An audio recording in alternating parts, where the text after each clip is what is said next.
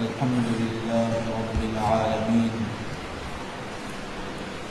والصلاة والسلام على سيد المرسلين وعلى آله وأصحابه أجمعين أما بعد فأعوذ بالله من الشيطان الرجيم بسم الله الرحمن الرحيم وداعيا إلى الله بإذنه وسراجا منيرا صدق اللہ العظیم۔ قرآن مجید میں اللہ تعالیٰ نے اپنی صفات کا ذکر فرمایا اور ساتھ ساتھ حضور نبی کریم صلی اللہ علیہ وسلم کی صفات مقدسہ کا ذکر فرمایا۔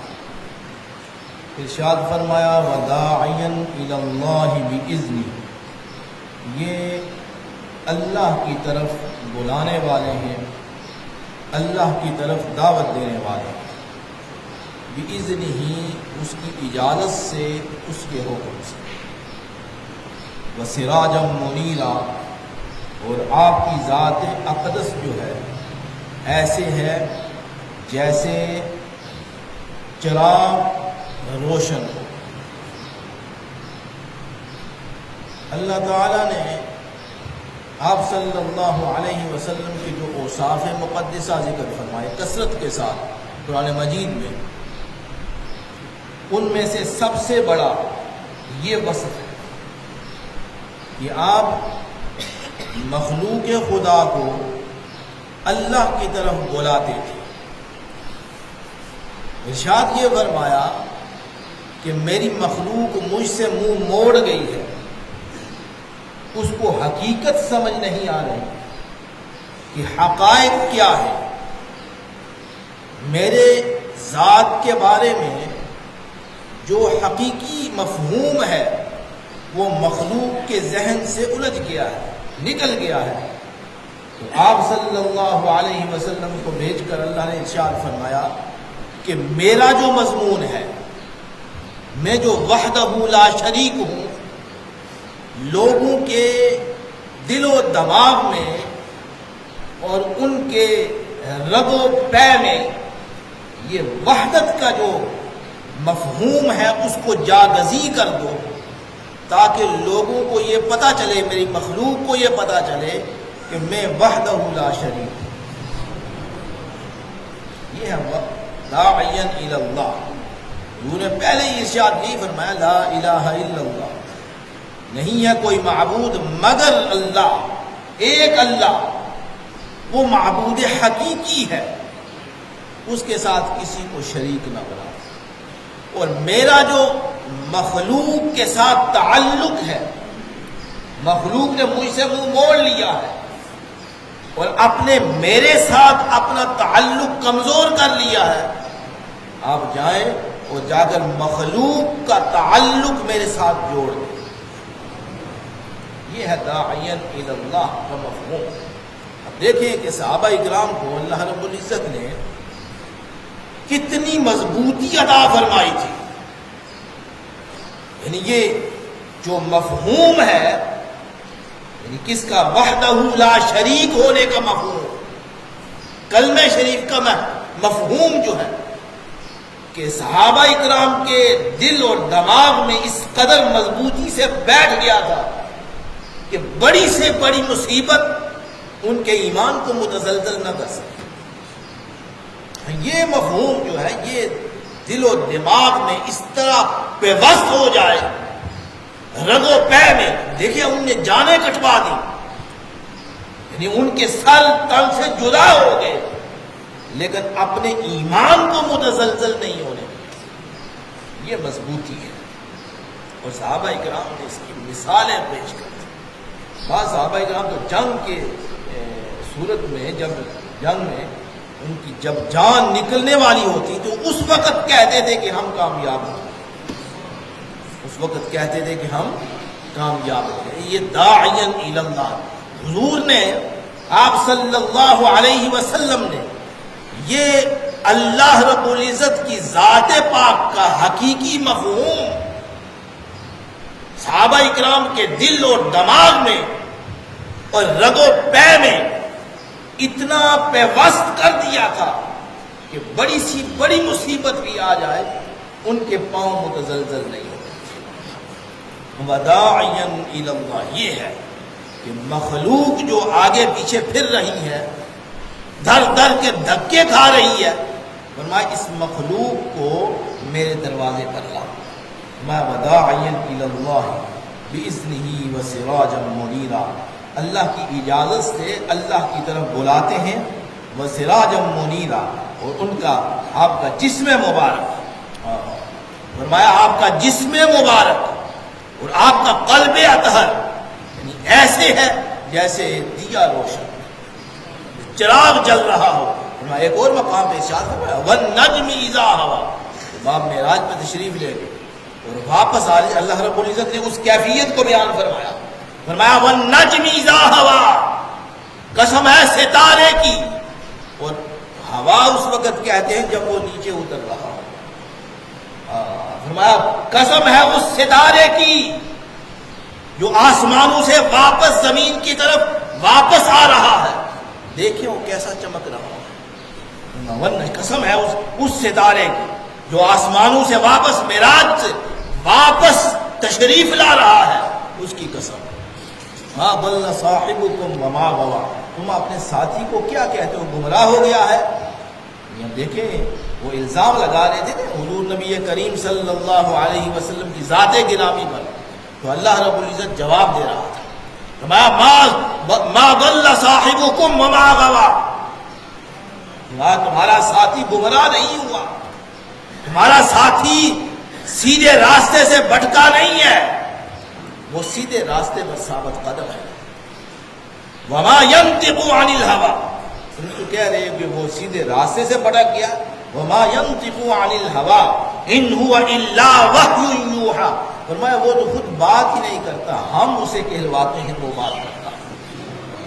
وما ينطق، بڑی یہ آیات مبارکہ بڑی مزیدار ہے، وما ينطق عن الهوى ان هو الا وحی یوحى، بھائی وہ تو بولتا ہی نہیں ہے، اپنی زبان مقدس سے جو الفاظ نکلتے ہیں فرمایا ہم وحی کرتے ہیں، وحی الہی ہے، ان کی زبان سے صادر ہو رہا ہے۔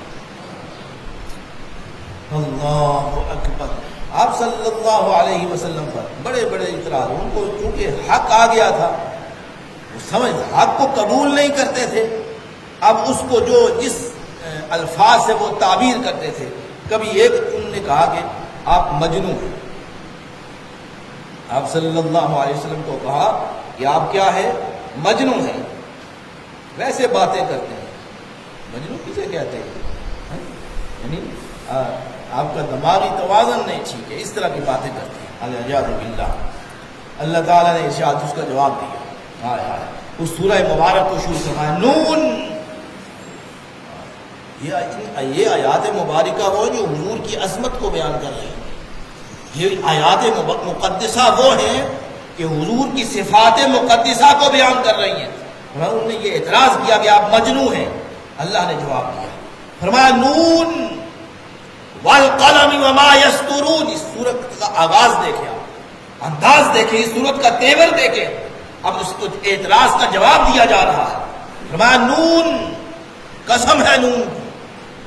یہ نون کیا ہے، اس کے بارے میں اللہ نے ایسا پردہ فرمایا ہے، فرمایا میں جانتا ہوں تو میرا رسول جانتا ہے، اس کا معنی کیا ہے، مفہوم کیا ہے، اس کے اندر مفہوم کے سمندر، الفاظ اور معانی کے کیا کیا سمندر ہیں، فرمایا یہ میں اور میرے رسول جانتے ہیں۔ نون، فرمایا آگے جو تم جانتے ہو اس کی بات کرتے ہیں، فرمایا والقلم وما یسطرون، فرمایا قسم ہے قلم کی اور وہ قلم جو لکھ رہا ہے اس کی قسم، اس مضمون کی قسم۔ اب دیکھیں کہ دوسرے تک بات پہنچانے کے لیے قلم کی ضرورت پڑتی ہے، فنون اور تعلیم حاصل کرنے کے لیے دوسرے تک پہنچانے کے لیے قلم کی ضرورت پڑتی ہے، اور قلم ابتدائی چیز ہے۔ تعلیم و تعلم کے لیے ابتدائی چیز قلم ہے، اس کی اللہ نے قسم فرمائی، فرمایا وما یسطرون، فرمایا قلم جو لکھنے والی ہے، کیا تم لکھانا چاہتے ہو؟ میرے محبوب کی عظمت لکھانا چاہتے ہو؟ میرے محبوب کی عظمت اور بلندی اور رفعت لکھانا چاہتے ہو؟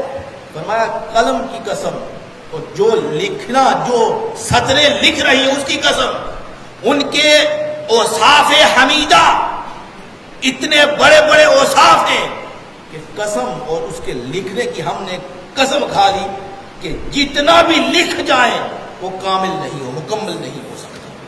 بھائی اتنے اوصاف مقدسہ ہے، وہ پائے تکمیل تک نہیں پہنچ سکتے۔ فرمایا ہم نے قسم کھا لی کس کی؟ قلم کی اور اس کے لکھنے کی۔